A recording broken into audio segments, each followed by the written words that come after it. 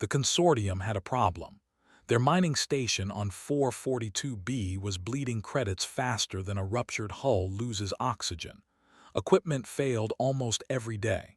Their own engineers could not fix the machines. They had tried everything, or so they believed. Then the human freighter Perseverance limped into their system with a dying reactor.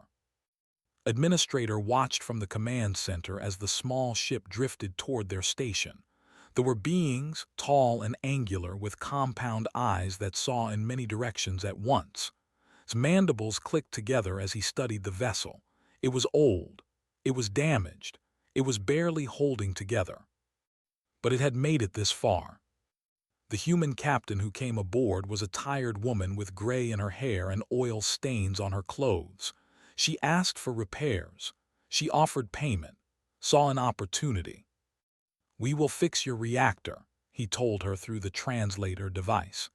"In exchange, we require 6 months of labor from one of your crew. We need workers for our lower levels." The captain's jaw tightened. She did not like the offer, but her reactor was dying and the nearest human port was 30 days away. She had no choice. "My engineer," she said at last. "Cole, he's the best I have. He'll work for you." Cole was a quiet man in his middle years. He had broad shoulders, calloused hands, and eyes that never stopped moving. When he stepped onto the station, he looked at everything: the walls, the ceiling, the lighting fixtures, the way the floor panels fit together. He noticed things that most people walked right past. Assigned him to the refuse sector. The refuse sector was where they sent everything they considered worthless. Broken machinery filled vast chambers. Corroded hull plating stood in piles. Burned-out power cells lay scattered across the floor like dead things. Mining drones that no longer worked sat in rows, their metal shells dark and silent. The workers who led to his assignment laughed at him. Their laughter sounded like clicking stones. They found it amusing that a human would be stuck in such a place. "Sort the scrap," they told him. "Move the heavy pieces. Do not touch anything important." They did not tell him what was important. They assumed he would not know the difference. Did not argue. He simply nodded and got to work.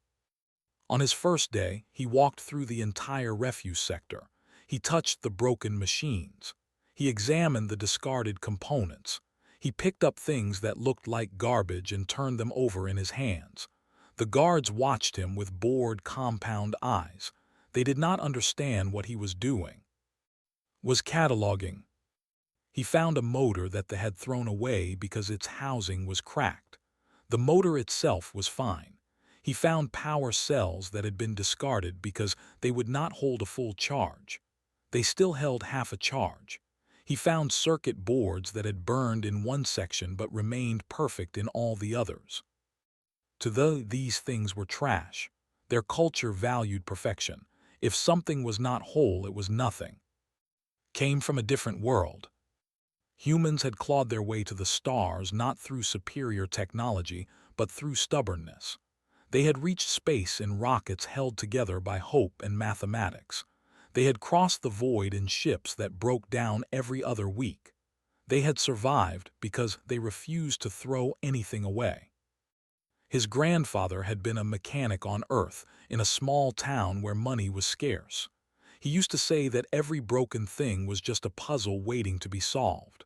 "Duct tape and prayer," he would tell Young. "That's how we keep the world running." Looked at the mountains of scrap around him and smiled.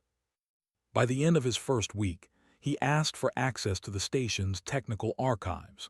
The supervisor stared at him with all 6 eyes. "Why would scrap need documentation?" the supervisor asked. "I want to understand how your machines work," said, "so I can sort them better." It was a lie, but the supervisor did not know that. He gave limited access to the archives, thinking it would keep the human busy and quiet. Studied every night. He learned how technology functioned. He learned their engineering principles. He learned their weaknesses. During the day, he worked in the refuse sector, but now his work had purpose. He began to sort the scrap in a new way, not by type as the wanted, but by potential. This piece could be used for power. This piece could be used for motion. This piece could be a weapon. By the end of his first month, he had built something. The mining sector's primary drill had been running at 60% capacity for years. The engineers had tried to fix it many times. They had ordered new parts from distant systems. They had replaced whole sections of the machine. Nothing worked. Fixed it in 3 days. He used components that they had thrown away a decade ago. He rewired systems in ways that their engineering manuals said were impossible. He combined parts from 4 different machines to create something new. When he was done, the drill ran at 140% of its original capacity. The mining crews stared at the readouts. They clicked their mandibles in confusion. This could not be right. This was not how things were supposed to work. But the numbers did not lie. Administrator heard about the drill. He came to the mining sector himself to see. He watched the machine work, watched the ore flow faster than it ever had before. His compound eyes darkened with an emotion that humans would call anger. A human had succeeded where engineers had failed. This was not acceptable. This made the consortium look weak. It made look weak. He summoned to his office. "You have done good work," said, though his tone suggested otherwise. "The consortium rewards good work. You will have a new assignment."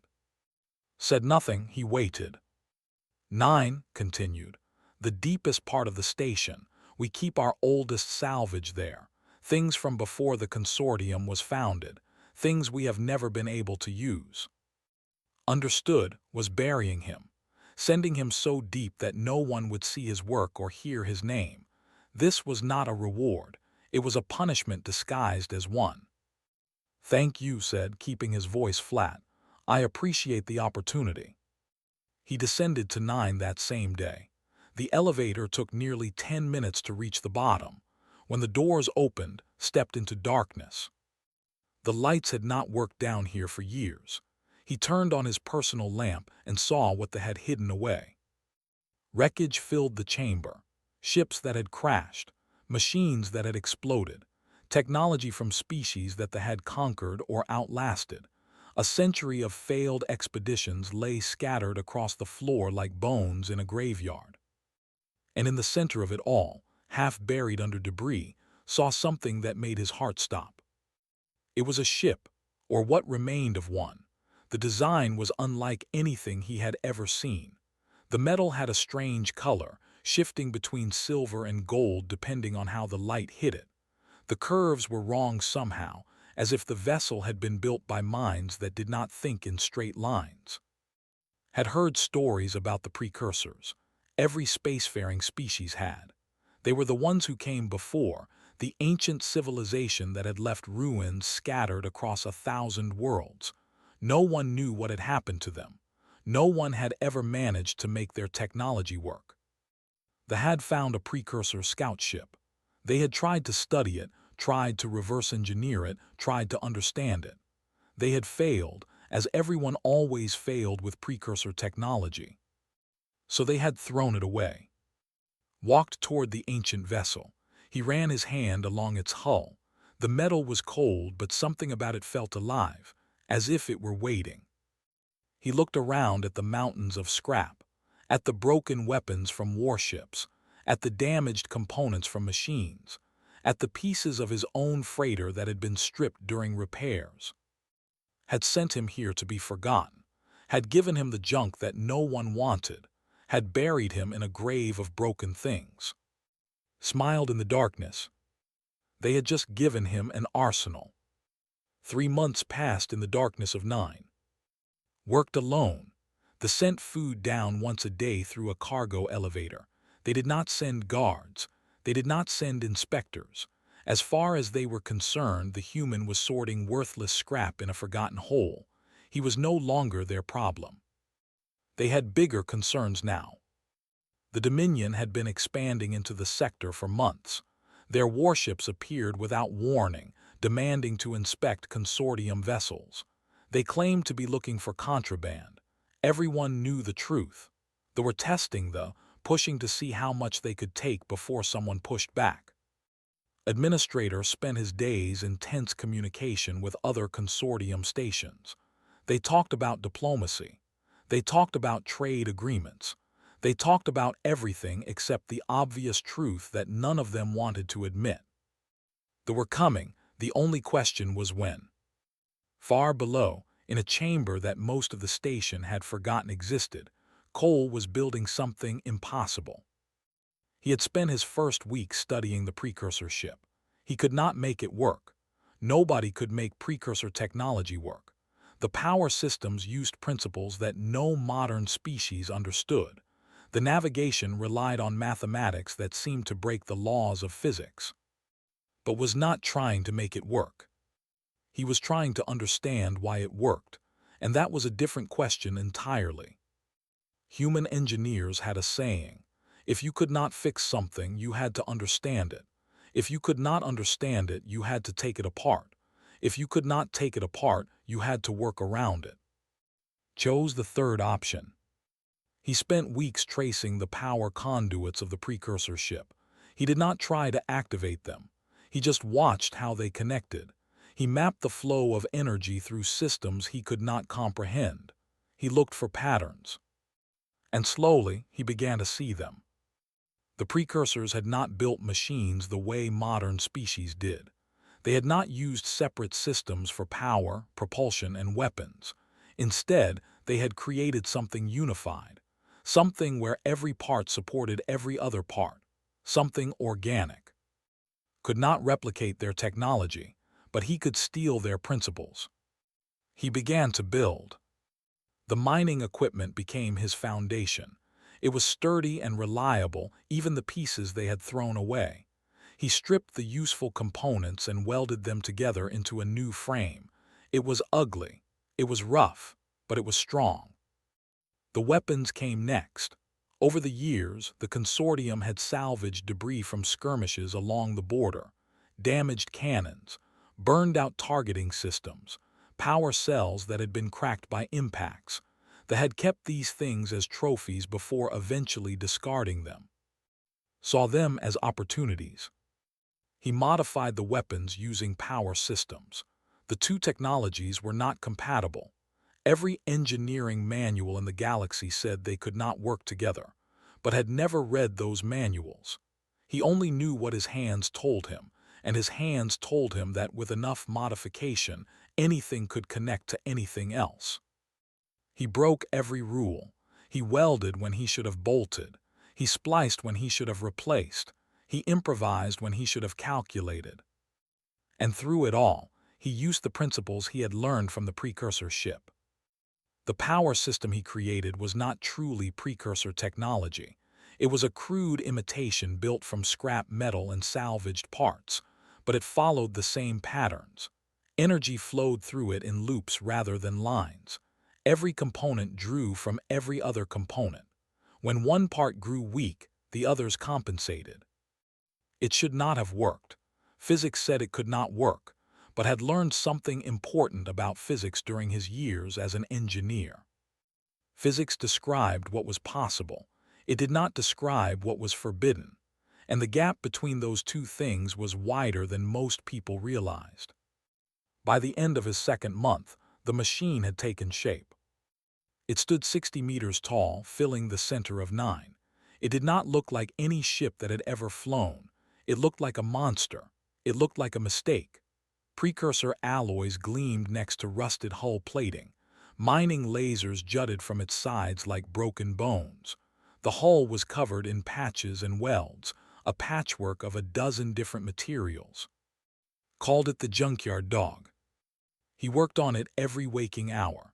He slept only when his body forced him to, curled up on a pile of old blankets in the corner of the chamber.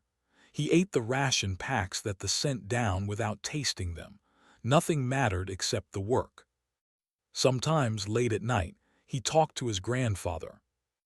The old man had been dead for 20 years, but could still hear his voice, could still see him bent over some broken engine in the garage behind his house.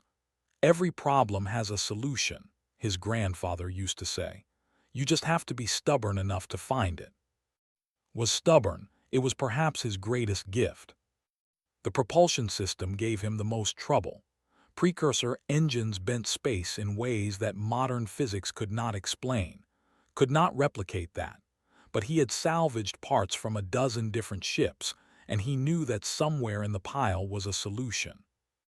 He found it in the wreckage of a consortium survey vessel. The ship had carried an experimental drive system, an attempt to improve on standard technology. It had failed. The drive had burned out on its first test flight, killing the crew. The had buried the evidence down here, along with their shame. Studied the burned-out drive for 3 days. He saw what the engineers had done wrong. They had pushed too hard, demanded too much power too quickly. The drive had been good. The operators had been impatient. He rebuilt it. He added limiters that the original design had lacked.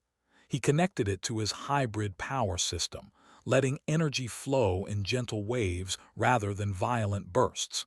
He married engineering to precursor principles to human stubbornness. And it worked. The junkyard dog powered up for the first time on the morning of his 89th day in 9. The lights flickered throughout the station as the machine drew power. Somewhere above, technicians would be checking their instruments, wondering what had caused the surge. They would not find the answer. They had forgotten about 9. They had forgotten about the human. Ran his hand along the control panel he had assembled from 3 different species technology. The screens glowed with data. The engines hummed with power. The weapons systems showed green across the board. It was ready. 3 days later, they came. They arrived without warning, as they always did. 3 heavy cruisers dropped out of hyperspace less than 1,000 kilometers from the station. Their weapons were already charged. Their shields were already raised. This was not an inspection. This was an invasion. Administrator received the transmission on the command deck. The commander appeared on his screen, a massive reptilian creature with scales the color of dried blood. His voice was cold and certain. "This station now belongs to the Dominion," the commander said. "You will lower your shields and prepare for boarding. Resist, and you will be destroyed." Mandibles clicked rapidly. The station had defense systems, but nothing that could stand against 3 cruisers. The consortium fleet was too far away to help. There would be no rescue. There would be no negotiation. There would only be surrender. "We accept your terms," began to say. Then the floor shook. The entire station trembled as something moved in its depths. Alarms sounded across every deck. The walls groaned with strain. Workers stumbled and fell, their compound eyes wide with fear. "What is happening?" demanded. No one could answer him. The sensors showed an enormous power surge from 9. The same 9 that held only scrap and garbage.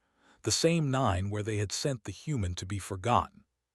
Something was rising through the station. Cole sat in the cockpit of the junkyard dog, watching his screens as the machine climbed upward. It tore through cargo bays and maintenance corridors. It smashed through barriers that were never designed to stop something this large. The station screamed around him, metal bending and breaking. He felt no guilt. They had trapped him here. They had given him scrap and expected him to rot. They had underestimated what humans could do when they had nothing left to lose. Now they would learn. The junkyard dog burst through the outer hull of the station and emerged into open space. Debris scattered around it like confetti. The vacuum of space filled the holes it had left behind, but the station's emergency systems were already sealing the breaches. The cruisers turned their weapons toward the new arrival. On the lead cruiser, the commander stared at his tactical display with confusion. The thing that had emerged from the station did not match any ship in his database. It was not. It was not human. It was not anything he recognized. It was an abomination. 60 meters of impossible architecture, a nightmare of merged technologies that should never have been able to fly. But it was flying, and it was coming toward him. The commander made his decision quickly. He had not risen to his position by hesitating. "Destroy it," he ordered. The first cruiser opened fire. Heavy plasma cannons sent bolts of superheated energy screaming across the void. Missile batteries launched their payloads. Point defense systems added their smaller but no less deadly fire to the barrage. It was enough firepower to crack a moon. None of it hit. Inside, the junkyard dog watched his screens with calm focus. The precursor-derived systems he had installed did something that his instruments could not fully explain. Space itself seemed to bend around the ship. The weapon's fire passed through where the junkyard dog should have been, but somehow was not. He did not understand the physics. He did not need to. He only needed to know that it worked.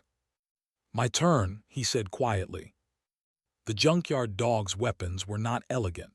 They were mining lasers designed to cut through asteroids. They had never been meant for combat, but had modified them using principles from both and precursor technology. He had rebuilt their focusing arrays. He had increased their power output tenfold. He had turned tools into weapons. A beam of concentrated energy lanced out from the junkyard dog. It struck the first cruiser's shields and passed through them as if they were not there. Military-grade protection that could withstand hours of bombardment simply ceased to exist in the beam's path. The cruiser's hull followed. The beam cut through the ship from bow to stern. It sliced through armor, through bulkheads, through the reactor core that powered everything.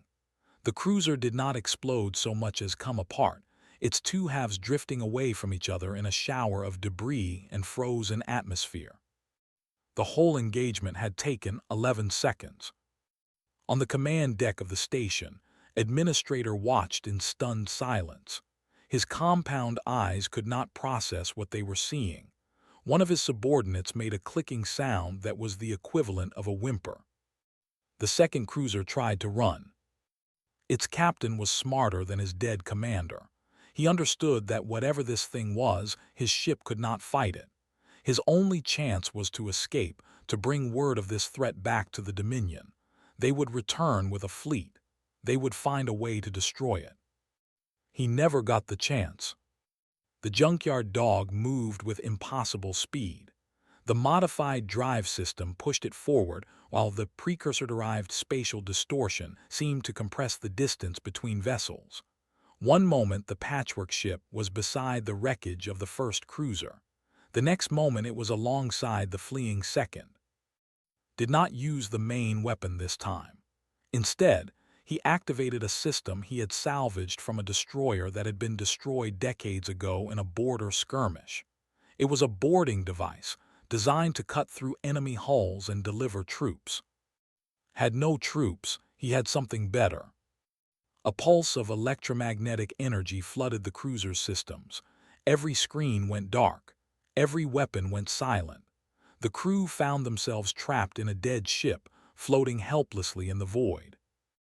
"You have 10 minutes to reach your escape pods," broadcast on all frequencies.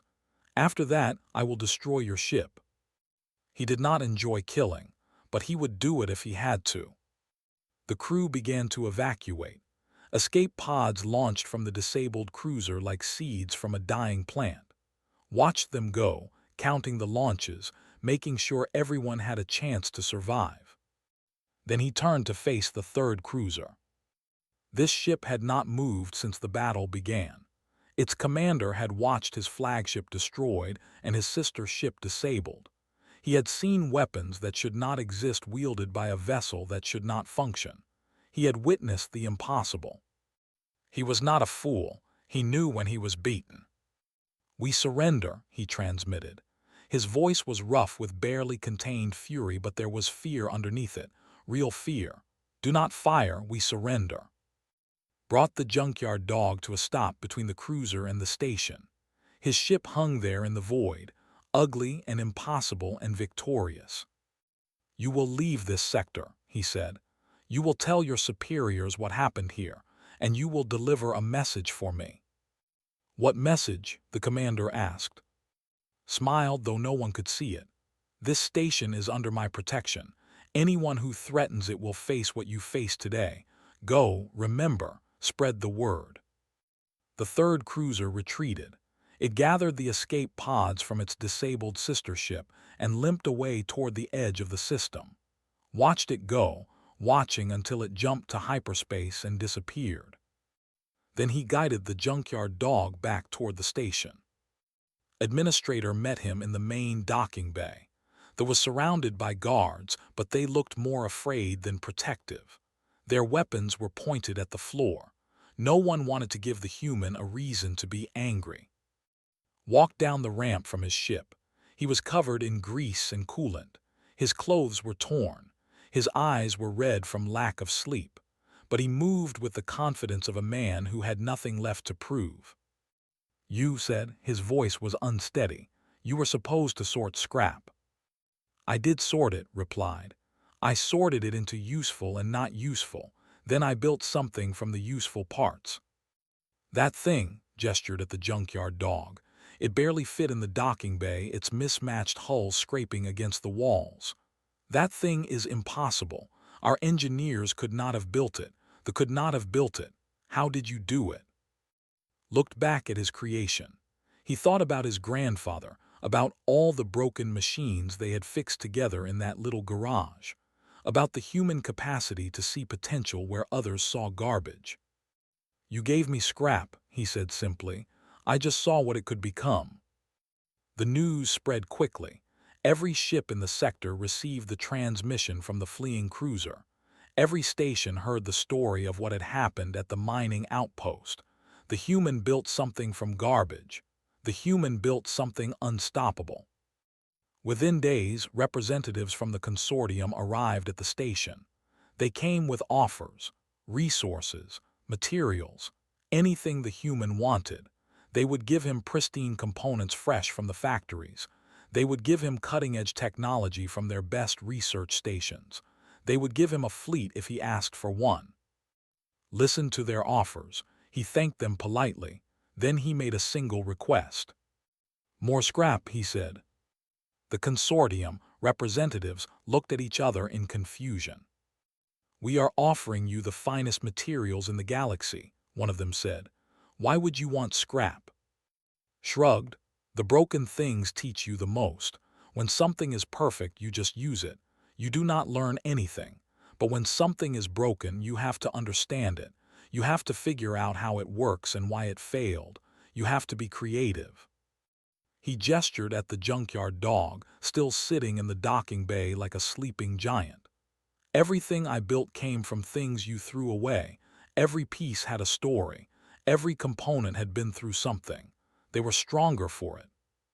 The consortium gave him what he wanted. They sent transports full of salvage from across their territory. Broken machines, failed experiments, the discarded remnants of 100 worlds. Returned to 9. But now it was not a prison. It was a workshop. Other humans came to join him, engineers and mechanics who had heard the story and wanted to learn his methods. They came from freighters and colony ships and research stations. He taught them what his grandfather had taught him, to see potential instead of garbage, to be stubborn in the face of the impossible, to build with their hearts as much as their hands. The Dominion never attacked that sector again. They had learned their lesson. The galaxy was full of powerful species with advanced technology and vast fleets, but there was something about humans that made them dangerous. It was not their weapons. It was not their ships. It was their refusal to see limitations. Give a broken machinery and he would throw it away. Give a damaged weapons and he would melt them down for raw materials. Give a human a pile of scrap and he would build something that could change the stars. Cole never became famous in the way that admirals and politicians became famous. He never wanted to. He stayed in his workshop, surrounded by broken things, turning garbage into miracles. But every spacer in the galaxy knew his name. Every engineer repeated his story. And every young human who dreamed of the stars learned the lesson that had taught the universe. Nothing is worthless. Nothing is beyond repair.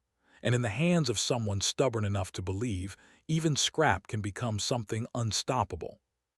Years later, when historians wrote about the human expansion into the galaxy, they would mark this moment as the turning point. Not because of the battle itself, but because of what it represented. Humans did not conquer through superior firepower or advanced technology. They conquered through sheer, stubborn creativity.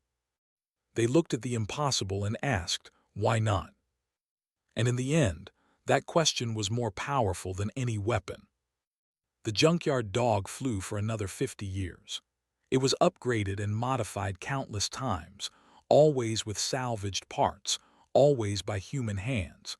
When it finally retired, it was placed in a museum on Earth, a monument to what one person could achieve with nothing but broken things and an unbreakable will. The plaque beneath it read simply, "They gave him scrap, he gave them stars." And somewhere, in a little garage in a small town on a world that had birthed a species of dreamers, the ghost of an old mechanic smiled and nodded. His grandson had done good.